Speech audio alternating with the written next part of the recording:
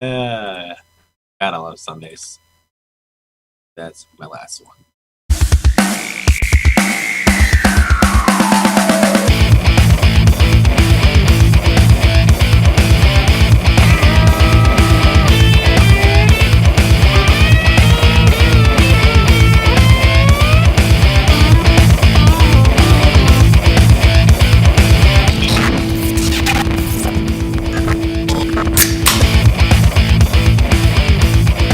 Did you say it was your last one? Well, I mean, I meant to say it'll be probably my last Sunday I can work until because of holiday seasons. Oh, right. Last one for the season. Yes. Sorry, Probably. I didn't mean to give you a butthole. No. I mean, it still was a butthole pucker because I haven't really thought about beyond this season, but I was thinking about this season and how much Sundays suck by yourself. I wonder what Nick's doing. He's probably hungover right now. So, well, I mean, I know, right now. He might still be hungover after. He might still be hungover next Sunday. He might still be hungover next Sunday. Curious if he would like to answer questions with me on Sunday mornings. I'll ask him. He should be. He has to earn his Scott Fishbowl spot still. Yeah, he does. It's not over with yet. How is that going for you? Oh, it's fucking terrible. I've had such a rough year. Yeah. Injuries. I finally have a couple rosters starting to get healthy, but in one fantasy league I've switched to don't get the shitter cup. And that's the mode I'm in. I'm not quite there. I'm not as lucky as last year, but I am not as traded Zeke away in my IDP league. It's probably a good idea. Mm-hmm. Got T. Higgins and a couple draft picks out of it, so that is great. I'd take that. Including a first, so now I have 3 firsts for this upcoming season. On a team that really was only not competing because Michael Thomas and my wide receiver core was decimated. So, Yeah. That's a good position to be in. Because I got one for trading Mahomes away, too, earlier in the season. And then I got an extra... right, because it's a single QB. You got to... That's right. And then I got an extra 2022 for trading away Julio. So... I'll take that. All right. Yeah, we've just been small talking the whole time. Welcome to Beerfield Fantasy Football. I'm your host at Hot BFF with 2 P's, joined by 30 BFF with 2 F's. It's Sunday, which means we're here to answer all your questions and give the latest news and, some other things. Alex had a redraft Superflex team where his draft started Saquon, Chubb, Dak, and he's still in the running somehow. Well, it looks like you get Chubb back next week. He's going to get Chubb. Hopefully he's ready. He's going to return to practice, so that's some good news on that front for you. All right, let's go ahead and dive straight into it until some questions start rolling in. Des Bryant going to take the field for the Ravens for the first time since 2017. So, it's an okay stash. The Ravens' passing attack has been pretty lethargic, and I don't know that adding a wide receiver necessarily fixes Lamar Jackson as a passer, but it definitely doesn't hurt. Something to keep an eye on if you want to make the preemptive roster move. I'm sure that in most leagues, you probably have a churn spot where you could do that. But to me, I think it's worth a shot because Marquise Brown hasn't broken out, and they need something. I mean, he gives them needed depth. Brown is pissed off, and rightfully so. Jackson has missed him countless times. I think the stat was he's top 5 in deep yard pass or deep yard targets, but only 5 have been catchable, and he's caught all 5. So obviously the frustration is real for Brown. Bryant just adds another veteran leadership role to this. I jokingly said I'm going to do a 2+ touchdown bet on him this week. It feels like a Dez Bryant 2 touchdown week. I don't know about you. It does. 70.5 catchable target rate. Oof. 86th in the league. Yeah, that's. So that goes to my point. If I don't know that Dez fixes that, he probably doesn't. Well, I mean, it's just not his role. But it may help in the intermediate game if Dez somehow gets going. And or if isn't just Dez has really refined himself like we said he needed to. I haven't forgotten those conversations of a couple years ago where Dez had to realize he couldn't win on athleticism anymore. So yeah, he had to go fish, the Larry Fitz route. So yeah, and become a better route runner. Yep. So we'll see if that happened. Matt Stafford tested negative for COVID. He's going to play Week 9 against the Vikings, who are going to be without their 2 top defensive backs, I believe. Yeah, which also isn't worth much. Either way, it's just good for all Detroit playmakers. Which is Marvin Jones. He's going to call it his out this week. So yeah, well, I mean, you still got Hawk, and you still have Swift in the running game. So yeah, it's still worth something. At least you're not rolling out was it Chase Daniels out there? Was it Chase Daniel? Yeah, it is Chase Daniel. I miss Chase Daniel. I would take Chase Daniel right now. Back on the Bears. You guys would take a lot of things right now over what you have. Yeah, like presented. A healthy Mitch Trubisky, so at least there was a chance somebody could flip in for. Anyway. Calvin Ridley expected to miss Week 9 against the Broncos, so this has been anticipated. He had the foot injury last week, and no reason for them to really rush him back. So Julio Jones, Russell Gage in deep leagues is your real adjustment there. AJ Boye is also out for the Broncos, so it's really going to be mostly run through Julio Jones, I would imagine. Yeah, I expect him to get another 10-plus targets. If you bet Julio catch prop is probably going to hit over unless he literally put everybody on him. Julio, obviously you said Gage, Austin Hooper, not Austin Hooper, or Hayden Hurst. Yeah. All have viable upside to it. This could still be a higher-ish scoring game. It's Atlanta, so there's always. So now you don't hate Drew Lock's ability to keep this one close and high. Did I say Drew Lock? I did not say Drew Lock. No, but I'm just saying, if that's the game script you're pitching, you no longer hate Drew Lock. I've never really hated Drew Lock. I just don't love him. Yeah, I forgot you don't like fun. That's right. I don't like fun. Antonio Brown and Chris Godwin both active for Tampa Bay this week. Be interesting to see how that target share breaks down. Again, Antonio Brown, it's pretty much been stated he could have 15 targets. He could have 35. He's likely not going to have 60. But not targets, routes, guys. Routes. Well, I mean, he's gonna get 33 targets this week. It's okay. Oh man. So we'll have to watch closely, see how that breaks down, see how that target share breaks down. We've anticipated it hurts Scotty Miller and maybe Mike Evans a bit, but it could end up hurting Godwin a little bit too. So we'll have to see. But I'm guessing it definitely hurts Scotty Miller. Yeah, it's just going to suppress volume, I think, to everybody else, and likely the ceiling. It's whoever Brady's feeling that day. I wouldn't take this week as a true marker to what it's going to be moving forward. Brown, it'll be at least 2 weeks until we get to see what peek under the covers. Yeah, we get to see what a Brown on a new offense on a new team in 2 years looks like. So, or I guess a year and a half. Yep.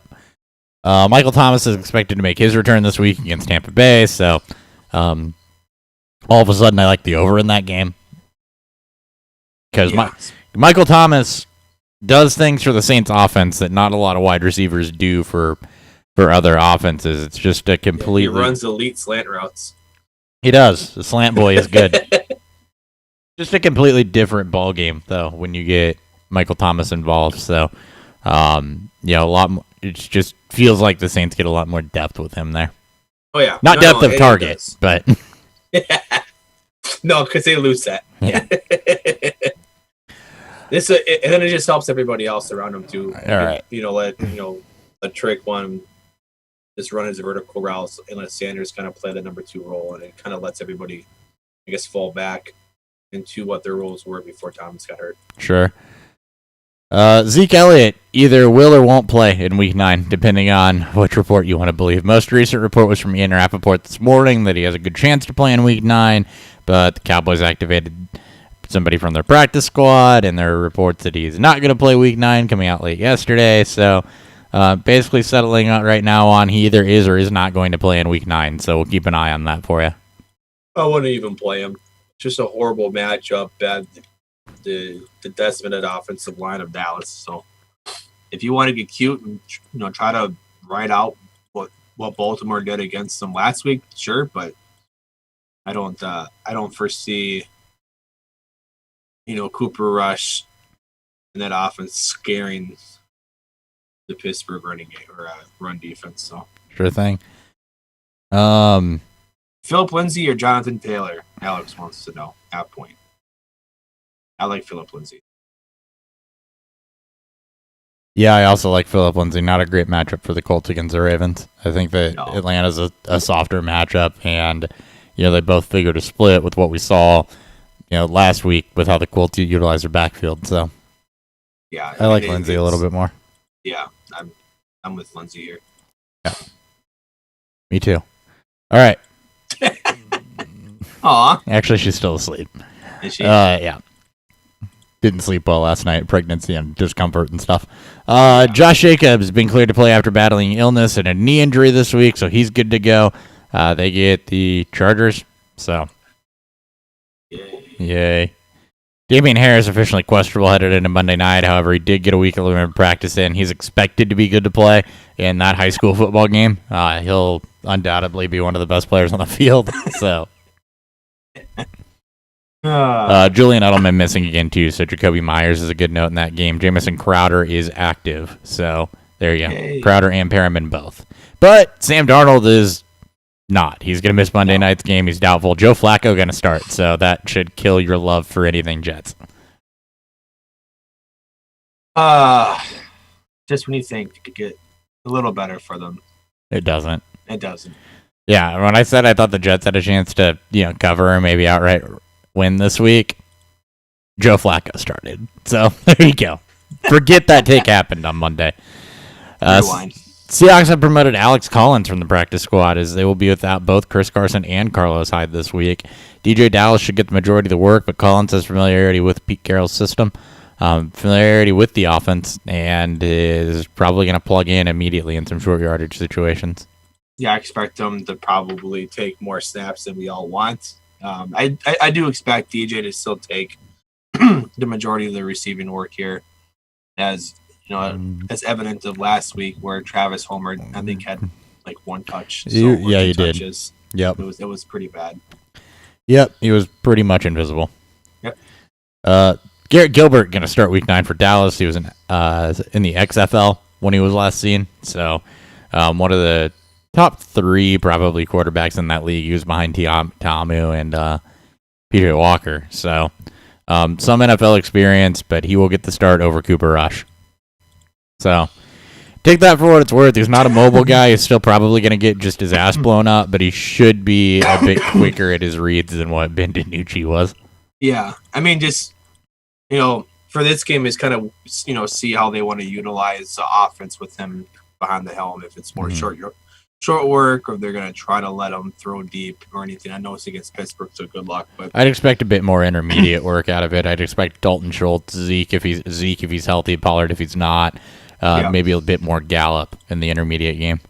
Yeah. Sammy Watkins sidelined with a hamstring injury. So DeMarcus Robinson again this week. Shocking. Yeah, shocking. They have Carolina, so not a fantastic matchup, but yeah, not the worst thing in the world. Pretty much game script neutral. Potentially a lot of scoring. What the Panthers can do.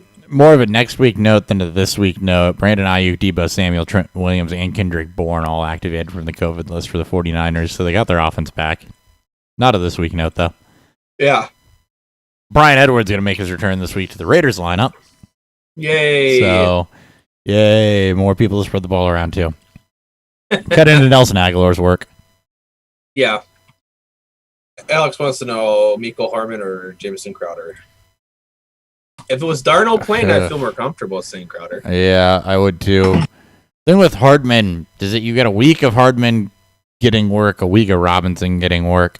I would still probably go Hardman. There's more upside there, and at least I expect that game to be somewhat close. I know that Vegas doesn't, but I do. It's like the ultimate floor versus ceiling play. It really is. And if someone were to ask me what it would look like, it'd be this question: Mecole Hardman or Jamison Crowder. I'm probably Hardman over Crowder with Flacco starting because it's just an upside play, and I think Flacco really brings down Crowder's floor, and I really expect that Monday night game to be a total struggle. I'm going to just look at, like, I don't think Crowder ever played with him. With Flacco? No, I think Crowder was out when Flacco was the last 2 games Flacco started. I'm trying to see. I thought maybe he played one. Arizona. He played with Crowder against Arizona. Crowder had 10 targets, 8 for 116 and a touchdown. Jeff Smith had 11 targets.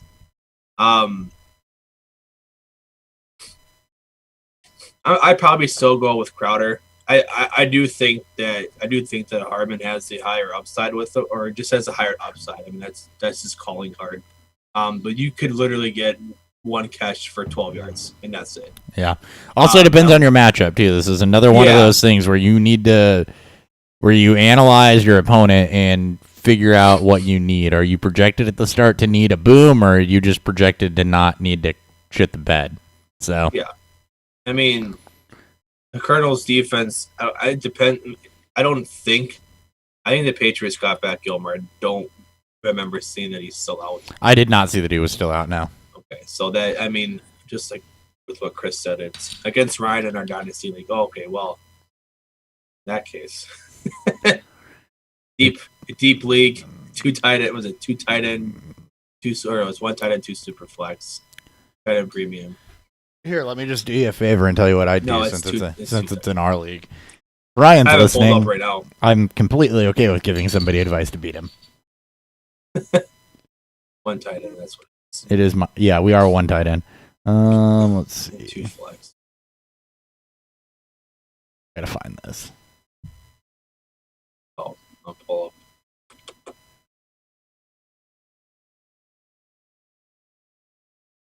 Ryan Grokey. Killer. Which? Never mind. I should be able to look at the team and figure out. I don't know what Alex's username is in our league since Nick administers this thing.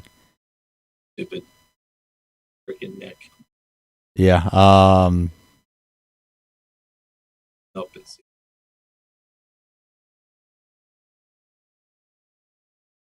Yeah, it's the other one. It wasn't against Ryan Miner. It's against other Ryan. There's more? Yeah, okay. All right. There we go. Ooh, 8-0. Look at you. Yeah. Humble flex there. Let's see. Right. Making us go look at this so we can see that. Projected to win by 15, I would go with Crowder. Yeah, I'd keep Crowder in there. Yep, go ahead and keep Crowder in there. I love that. It doesn't. Looking at this, Allen could have a solid week. James Robinson and Jacksonville is a total crapshoot right now. Looking at the opposing team. Kamara against Tampa Bay, they've been decent.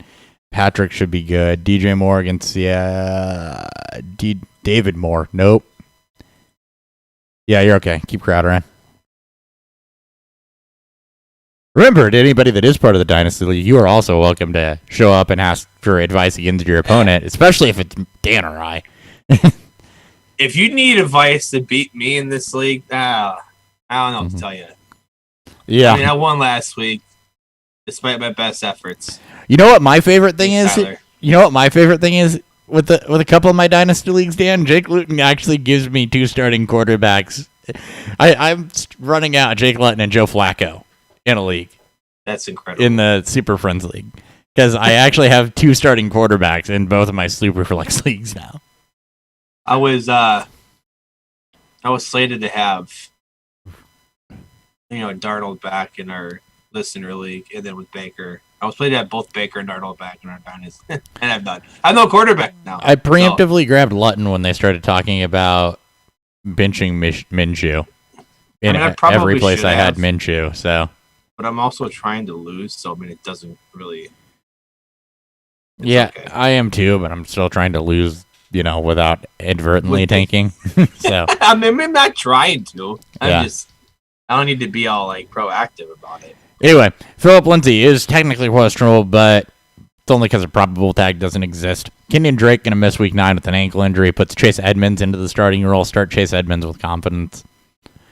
I agree. Matt Breida is going to join Myles Gaskin in missing Week 9. Washington and DeAndre Washington cannot be activated until Week 10. So Patrick Laird dealing with an ankle injury. It's pretty much going to be Jordan Howard this week in that game. I don't think there's anybody like at all. Yeah, it's going to be Jordan Howard and a gimpy Patrick Laird. So Jordan Howard's your play.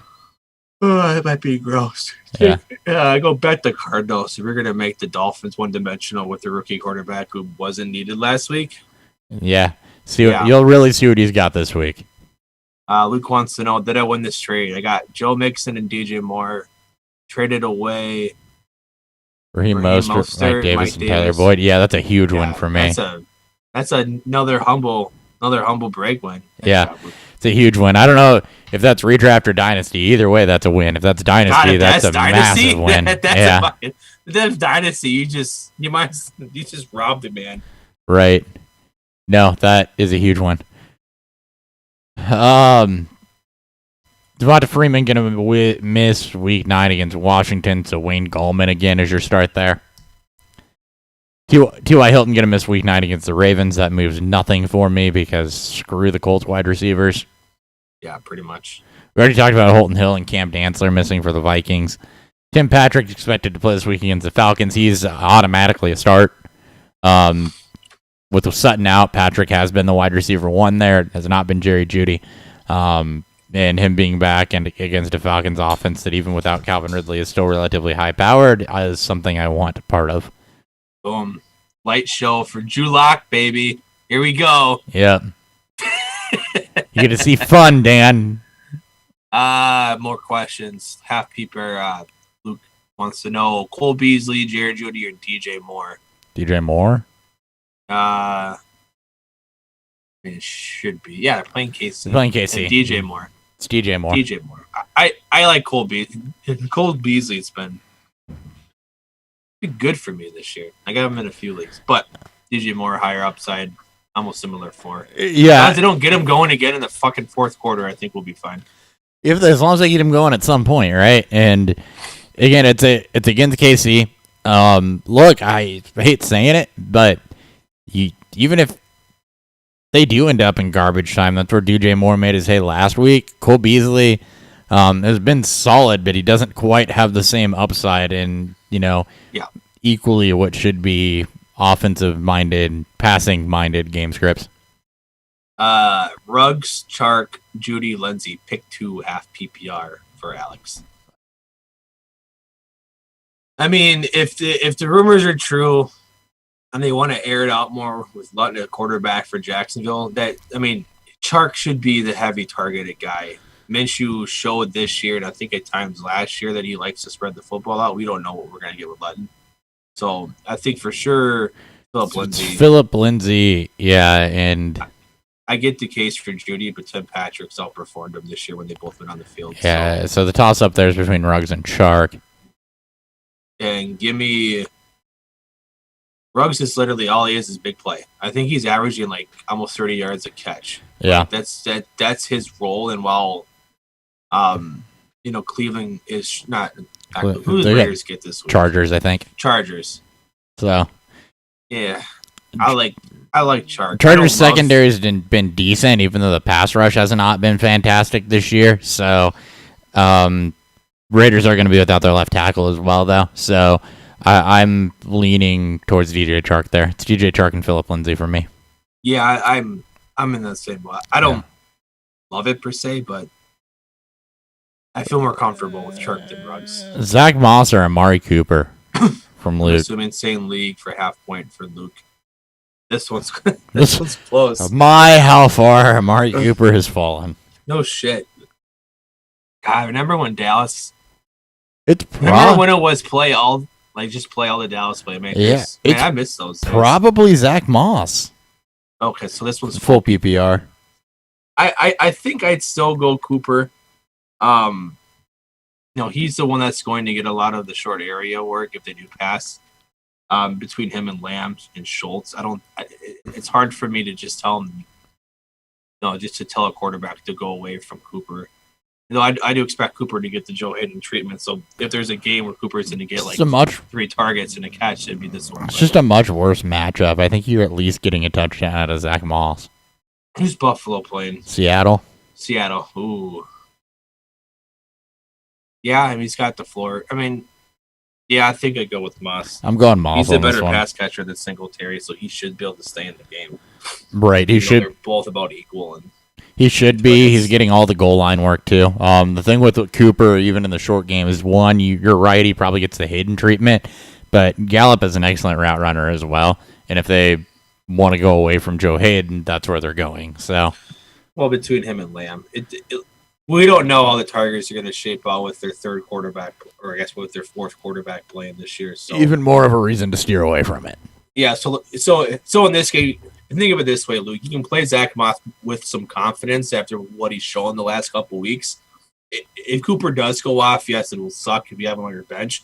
But then that should give you a bit more confidence in playing and moving forward. And the odds of Cooper going off are slim to none. By the way, just throwing that out there. Yeah, I mean, see the target volume and see where throughout the game where the targets are going to. That'll kind of help. Yeah, and then you can make that change in the middle of the game.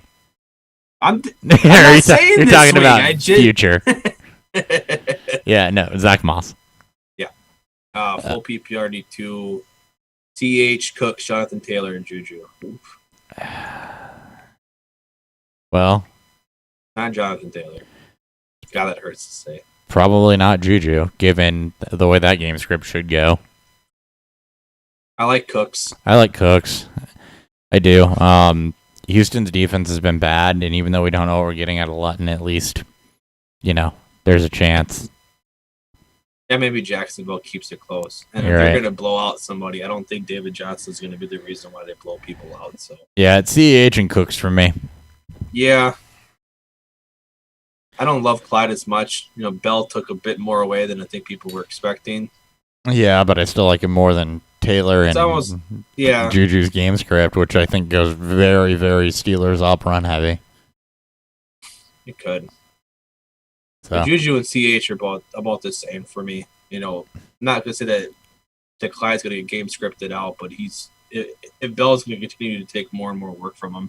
We'll see. We only got 1 week at Bell. We don't know if what we saw last week is just going to be how it goes going forward, and he still has was 47-53, I think, was the share. So yeah, it's still flexible.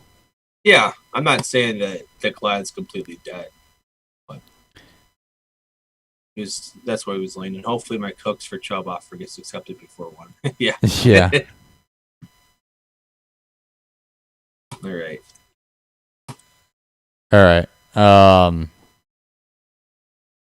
Where was I? Oh, Tim Patrick. CMC has officially been activated for Sunday against the Chiefs, but it's been stated that him and Mike Davis are going to alternate series. I'll be interested to see how much that is true. I will be too. What do you do here if you have Mike Davis, though? Do you trust that or do you not trust it? Matt Rule's newer coach. We haven't really figured out if when he says something it's bullshit or if it's truth or not. It's not Bruce Arians here. I mean, most people, 99% of people, picked up Mike Davis, threw him out there when CMC got hurt, or maybe you preemptively picked him up because he was the handcuff to CMC. So it's not like, you spent a lot of, capital on him in your redraft leagues. So if you have better options, if that's even possible at this point, just given, COVID and injuries, and I'd probably go away from Mike Davis. Because, it was earlier stated that he could see up to 75%. This is, McCaffrey could see up to 75% of the snaps. And at that point, Mike Davis is dead. But if they're alternating series, if the Panthers are getting blown out, that does tip the nod to Davis, because then why would you play CMC, in a game that, that can't be won, outside of just to give him some more reps. So I'd probably lean away from Davis as I can, but if you got a plan, then I understand the guy's been, outside of 1 week, it's been on a tear. So the summary of that is that he still has some flex value this week, at least if I didn't even go my roundabout way. Don't have a better option. you can still flex in Mike Davis if you need to based on these statements, because we can't tell you right now if Matt Rule's lying or not, because we don't know. He's a new coach. So that's right. Kenny Golladay is going to miss this week with a hip injury, so Marvin Jones is your guy. Golden Tate expected to be sidelined for disciplinary reasons this week, and he in fact is sidelined for disciplinary reasons this week. So no reason to hold him around pretty much anywhere. He hasn't been good for anything. We'll probably just going to be more towards Sterling Shepard and Darius Slayton, and then Baker Mayfield placed on COVID IR. So keep an eye on him throughout the next week. Looking at inactives as they start to roll in, we just mentioned Kenny Golladay. That is now official for the Titans. Jadeveon Clowney. Adam Humphrey's going to miss with a concussion. So a little bit more towards Corey Davis there. But Bears secondary has been solid. Be really tested this week with A.J. Brown. I expect Brown to get the fuller treatment. Probably. We'll see. I think Johnson's actually the more athletic of the two cornerbacks and the larger of the two. So Brown may actually get Jalen Johnson. I think that matchup's better.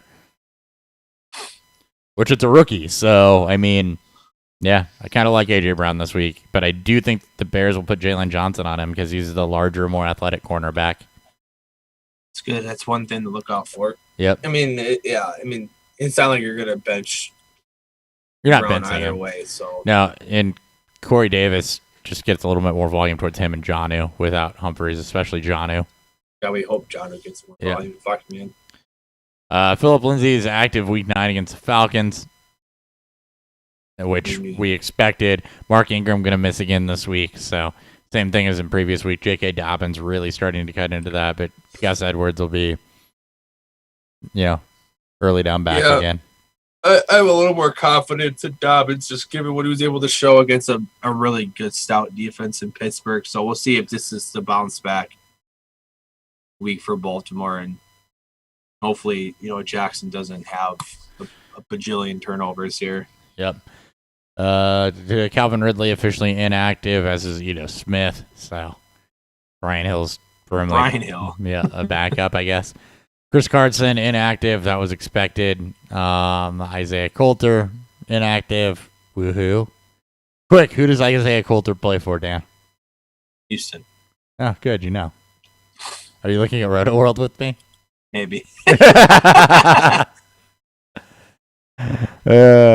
Shit. Dontrell Inman inactive. PJ Walker's inactive. Who's backing up Teddy? Will Grier this week? Oh, man. Will Grier. Sweet. Got it. Talking about freaking IDP legend in his first year, Jeremy Chin. Mm-hmm. We don't get a lot of IDP love on here, but in my one league, I was able to pick him up in my rookie draft, and nothing but a fucking beast for me. Yep. Sammy Watkins is inactive. Was expected. Bryce Callahan and AJ Boye both inactive for the Broncos. Two of their top 3 defensive backs. Shoot out. Shootout for sure. In that case, Callahan slot corner. So maybe Gage then. Yeah, Dawson Knox is healthy. For whatever that's worth. Right. Listed as a wide receiver too. Did he position change, or is Roto World just off? Good question. I'm not sure. I don't think he position changed. I mean, he could have. He's not going to be a blocker ever, but no. Anyway, that's all we got for late breaking news here. Any additional questions or anything before we wrap this thing up? I don't think so. I don't have any friends or you don't have any friends? Friends. I don't have any friends either. How my friends? All right. Love it. Cool. Thank you guys for tuning in. We'll be back, or I guess I'll be back next Sunday. Will I? Yeah, I gotta work. What the hell's next Sunday? 15th? Yeah, I'll be back next Sunday. And we will be back tomorrow, I think. Yeah, tomorrow afternoon. Yes, tomorrow. Tomorrow evening. So evening. Yep. 6:30. Try to get one in before it starts. Good luck to everybody this week. Thank you, Alex, for the good luck. Thank you guys for asking questions. Makes us go a lot quicker. And hopefully you can too. I hope you can too. We're not supposed to choose favorites, but you get it. We make it known. Yep. All right, guys. We'll see you. See you tomorrow night.